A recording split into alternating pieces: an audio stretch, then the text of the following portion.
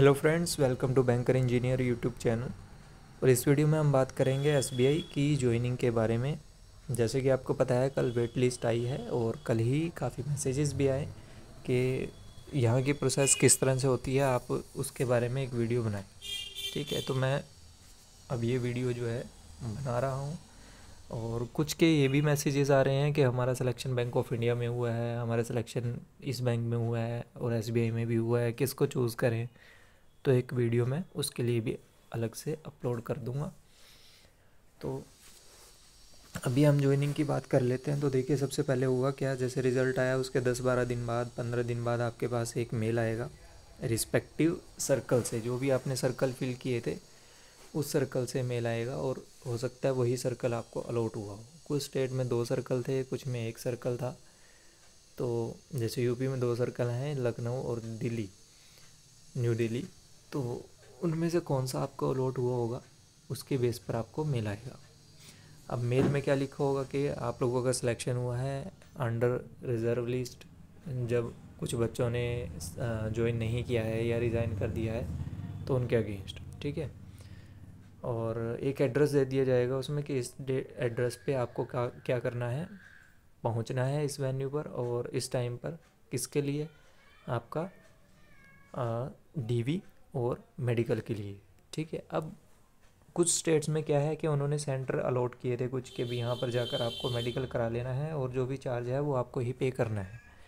जैसे यूपी के मैं बात करूँ, स्टार्टिंग में कुछ सेंटर्स पर 8,000 का खर्च आ रहा था मेडिकल कराने का। फिर धीरे धीरे वो कम होता चला गया, किसी पे 6,000, कभी 4,000, कभी 3,000, ऐसे जो है ये आपका मतलब कि जो खर्चा है मेडिकल का वो रहा। अब है क्या, आपको जो ये वेन्यू दिया जाएगा सबसे पहले यहीं पर जाना है। ऐसा नहीं करना है कि भी पहले मेडिकल कराने चले जाओ और फिर मेडिकल करा के फिर आप अपने डीवी वाले वेन्यू पर पहुंचो। ठीक है, तो आपको करना क्या है, पहले इस एड्रेस पर चले जाना है। वहाँ जो भी वो डॉक्यूमेंट्स आपसे मांगेंगे, डॉक्यूमेंट्स क्या मांगेंगे वो भी मैं आपको बताऊँगा। तो वहाँ पर आपको पहुँचना है एग्जैक्ट टाइम पर। ठीक है, टाइम से जो है वहाँ पर चीज़ें अपने टाइम से वहाँ पर जो है स्टार्ट हो जाती हैं। और इसी वेन्यू पर आपका जो है एलपीटी भी होगा। अब जिन्होंने रिस्पेक्टिव जो ऑफिशियल लैंग्वेज है उस स्टेट की, वो अगर पहले से ही 10th क्लास में पढ़ी है तो उसका कोई एलपीटी नहीं होगा, बाकी सबका एलपीटी भी होगा। तो उसके लिए भी आपको रेडी रहना होगा। तो अब यहाँ पर आपका 3 चीज़ें जो हैं होंगी। एक तो क्या हो गया आपका डीवी, फिर वो जो मेडिकल है वो भी होगा, और एलपीटी। तीनों चीज़ें आपकी इसी वेन्यू या इस वेन्यू के आसपास होंगी। डीवी आपका इस वेन्यू पर होगा, एलपीटी आपका इस वेन्यू पर होगा। कुछ स्टेट्स में क्या था कि आपको सेंटर लोड किया था, तो वहाँ से आपको जो है मेडिकल रिपोर्ट जो भी आपकी निकल के आएगी उसको मेडिकल सर्टिफिकेट में कन्वर्ट करवाना है एक ऑथराइज्ड मेडिकल ऑफिसर से, जो बैंक आपको बताएगा। ठीक है, तो वो 500 रुपये वो अपनी फ़ीस भी ले रहे थे। ठीक है, तो वहाँ से आपको मेडिकल सर्टिफिकेट आपकी जो है सील करके एक येलो पैकेट में दे दी जाएगी। आपको नहीं दी जाएगी तो वो खुद से आपके इस वेन्यू पर पहुंचा देंगे। फिर अब आपके डॉक्यूमेंट्स चेक होंगे। डॉक्यूमेंट्स में क्या क्या चेक होगा, सभी सर्टिफिकेट्स आपकी क्वालिफ़िकेशन के, और proof of date of birth में आपका जो है 10th का सर्टिफिकेट। अगर आप कहीं वर्किंग है तो आप एनओसी ले जा सकते हैं। और जब आपकी ज्वाइनिंग का ये आ जाएगा मेल, तो उस टाइम पर आपको रिलीविंग लेटर लेके जाना होगा, तभी आपको ज्वाइनिंग मिलेगी। ठीक है, तो ये हो गया। इसके अलावा ईडब्ल्यूएस से किसी का है तो ईडब्ल्यूएस का सर्टिफिकेट। ठीक है, कैटेगरी है कोई तो कैटेगरी का सर्टिफिकेट, जनरल वालों को नहीं चाहिए। ठीक है, और भी किसी तरह से जो भी आपने बेनिफिट लिया है उन सभी चीज़ों का प्रूफ आपके पास होना चाहिए। ठीक है, तो ये आपके डॉक्यूमेंट्स वहाँ पर चेक होंगे।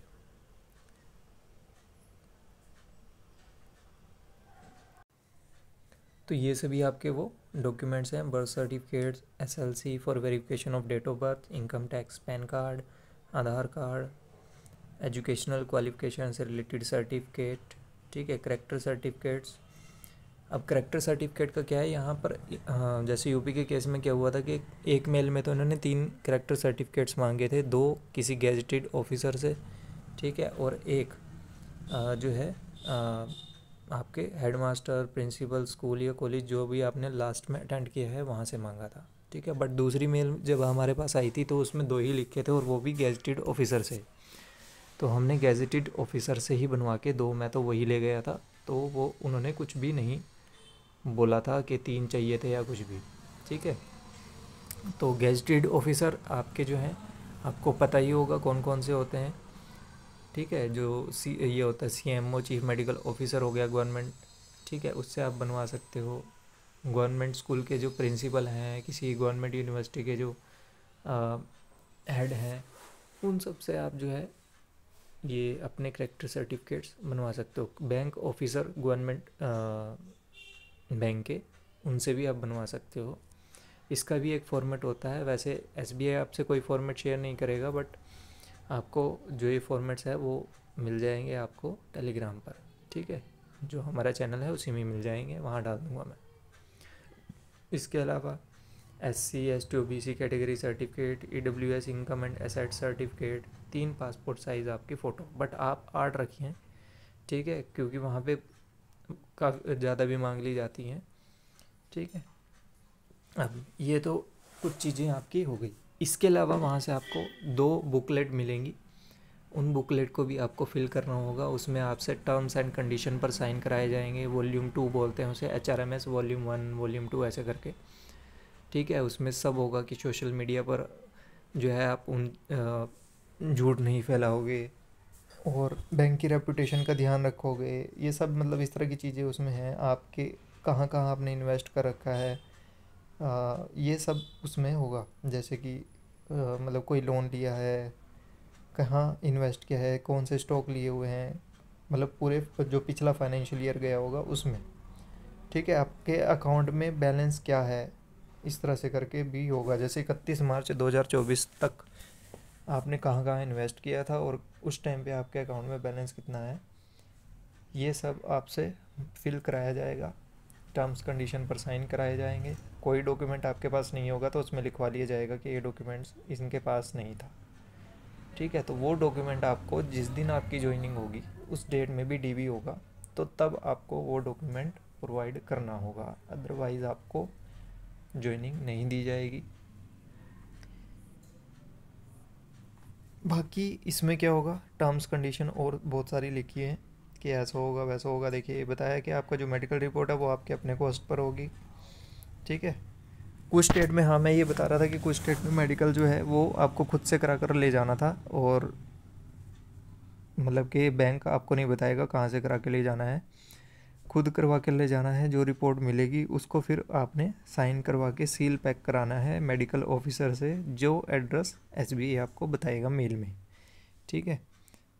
तो कुछ में ऐसा प्रोसेस रहा था। बाकी यहाँ पर इन्होंने कुछ टेस्ट बताए भी हैं, ये टेस्ट आपके होंगे। Blood CBC, ESR, blood sugar, fasting PP, serum cholesterol, blood urea, serum creatinine, urine stool, routine x-ray of chest, ये सब यही टेस्ट लगभग हमारे हुए थे। Full abdomen and pelvis, ultrasonography, ECG, PTA, SGOT, SGPT, serum bilirubin, ये सब test हमारे जो है हुए थे वहाँ पर। आई चेकअप भी हुआ था।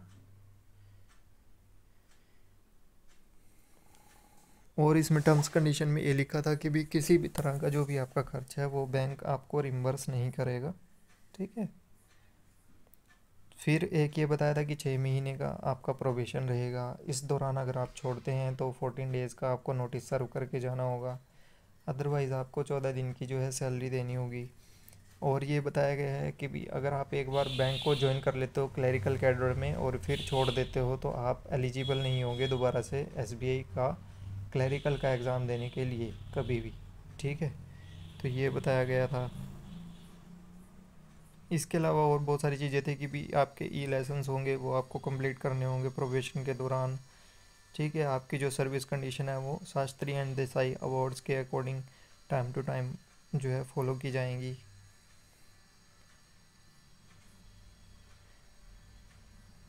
और ये था कि भी आप जो है एनपीएस आपका जो है वो डिडक्ट हुआ होएगा, आप उसके लिए एलिजिबल होंगे। फिर एक एक्सटेंशन या कोई क्लैरिफिकेशन अगर आपको चाहिए तो उसके लिए इसमें एक मेल का लिंक भी दिया हुआ था, तो वहाँ पर आप मैसेज करके मेल करके जवाब ले सकते थे। तो इस तरह की जो है प्रोसेस रही थी आपकी डीवी के टाइम पे। अब इसके कुछ दिन बाद आपको जो है मेल आएगा ज्वाइनिंग का, कुछ दिन मतलब कि लगभग 5 से 7 दिन बाद। अब जो मेडिकल वाला था, जैसे कि यूपी में क्या हुआ था कि जिस सेंटर पर मेडिकल होना था वहाँ पर काफ़ी टाइम लग गया। पहले टेस्ट ही नहीं उनसे, क्योंकि और लोग भी होते हैं जो नॉर्मल डेली वाली जनता होती है वो भी वहाँ पे मेडिकल वगैरह करा रही थी, और जो हम लोग थे वो सब भी वहाँ पर टेस्ट करा रहे थे, तो लाइन लगी हुई थी और इतना उनके पास जो है स्टाफ भी नहीं था और काफ़ी टाइम लगा। फिर रिपोर्ट लेने में काफ़ी टाइम लगा, तो मतलब कि पूरे दिन हम जो है मेडिकल में ही घूमते रहे, डीवी तो दूर की बात।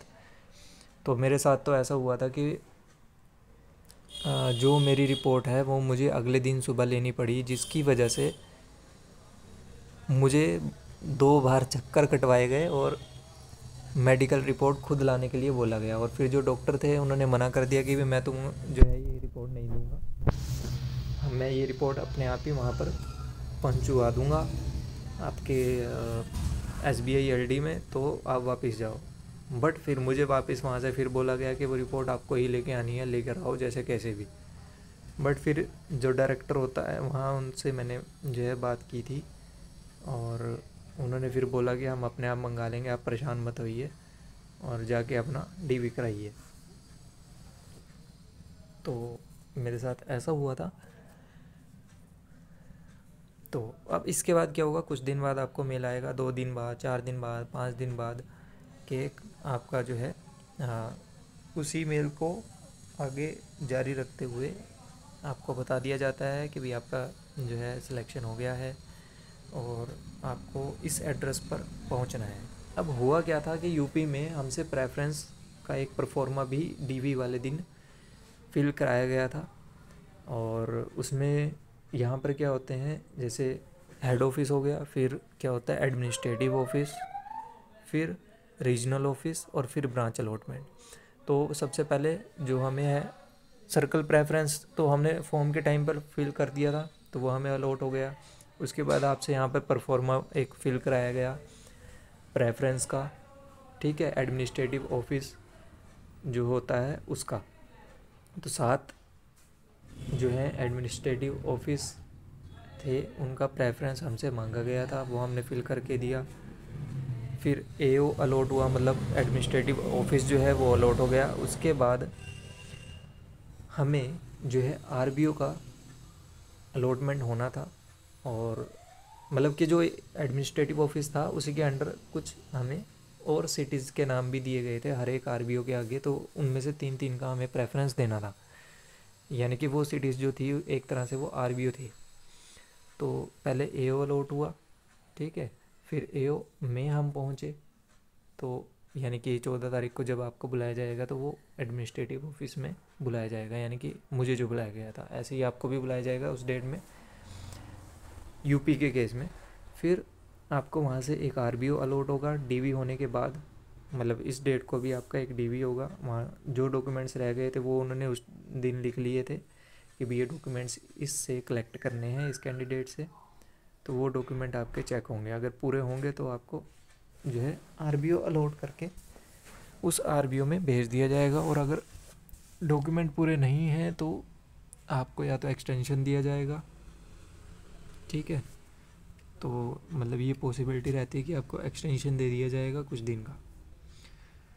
तो अब आपको क्या होगा, जब अब हमारे केस में क्या हुआ था कि जो यहाँ पे AO में भी हमें काफ़ी टाइम लग गया था, कभी वो नीचे घुमा रहे थे, कभी ऊपर घुमा रहे थे, कभी ये नहीं है, कभी वो नहीं है, कभी आपके लेटर नहीं आए, कभी कुछ, तो मतलब काफ़ी हमें जो है यूपी में परेशानी झेलनी पड़ी थी।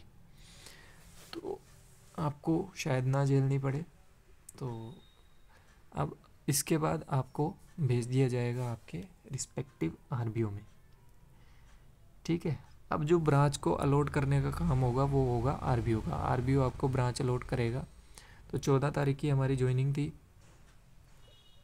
उसके बाद से हमें जो है 17 को पहुंचना था आरबीओ में, और क्योंकि बीच में छुट्टी थी 15 अगस्त की, 16 को हमें आरबीओ में पहुंचना था, तो हम पहुंच गए। उसके बाद वहाँ पर आरएम सर नहीं थे, तो 7-8 दिन हम ऐसे ही घूमते रहे वहीं आरबीओ में। और 22 तारीख को जाकर हमें जो है ब्रांच का अलॉटमेंट हुआ था, तो उसके भी हमसे प्रेफरेंस लिए गए थे 3-3, ठीक है। उस आरबीओ के अंडर जितनी ब्रांचेस थी उनके प्रेफरेंस भी लिए गए थे, और उन्हीं में से मोस्टली सभी को ब्रांचेस अलॉट हुई थी, किसी 1-2 को छोड़कर, ठीक है। तो ये सारी प्रोसेस जो है आपकी फॉलो होगी। उसके 7-8 दिन बाद आपकी लगभग जाकर आपको लॉगिन आईडी वगैरह मिलेगी। पीएफ इंडेक्स आपको मिल जाता है, यानी कि जो लॉगिन यूज़र नेम है वो आपको मिल जाता है। पासवर्ड आपको जो है वो 7-8 दिन बाद मिलेगा। यहाँ पर 2 तरह का पासवर्ड होता है और आईडी होती हैं, वो आपको बनानी पड़ती हैं, ठीक है। फिर जाकर आप जो है अपना काम कर पाओगे। तो ये सारी जो है प्रोसेस रहेगी आपकी ज्वाइनिंग की यहाँ पर। तो इस वीडियो में इतना ही। कुछ आपको और जानना होगा तो आप कमेंट कर सकते हैं, ठीक है, उसमें मैं आपको रिप्लाई दे दूँगा।